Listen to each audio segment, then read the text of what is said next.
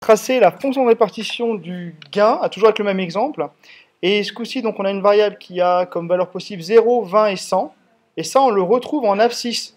Dans votre figure, vous placez 0, 20 et 100. Et ça va être les endroits où la fonction va y avoir un saut de discontinuité. Sinon, ce que vous pouvez retenir toujours, c'est qu'une fonction de répartition pour une variable discrète, elle est toujours croissante, elle est toujours constante par morceau. Donc vous avez des paliers comme ça, on peut appeler ça aussi des escaliers.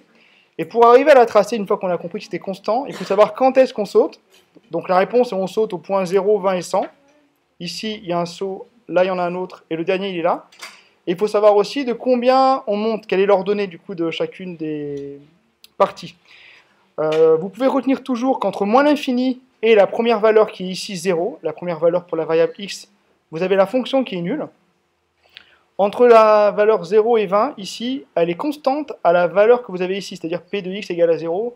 C'est ce que j'ai indiqué sur le dessin ici avec la distance qui vaut p de x égale à 0. Donc ici, c'est 0,6. Et ensuite, le troisième étage de l'escalier, vous avez la variable qui est constante entre 20 et 100, avec comme valeur 0,9. Pourquoi 0,9? Parce qu'en fait, on fait un saut de p de x égale à 20, c'est-à-dire de 0,3 entre cette marche-là et celle-là, ce qui fait qu'on cumule les probabilités pour avoir l'ordonnée. Donc le 0,9, là, c'est 0,6 plus 0,3.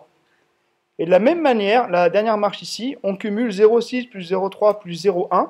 On arrive à 1, et ça vaut 1 de la valeur 100 jusqu'à plus l'infini. Et en fait, pour les variables discrètes, vous avez un nombre fini de valeurs, ça finira toujours par la valeur 1, parce que vous savez tous que la somme des probas, ça vaut 1.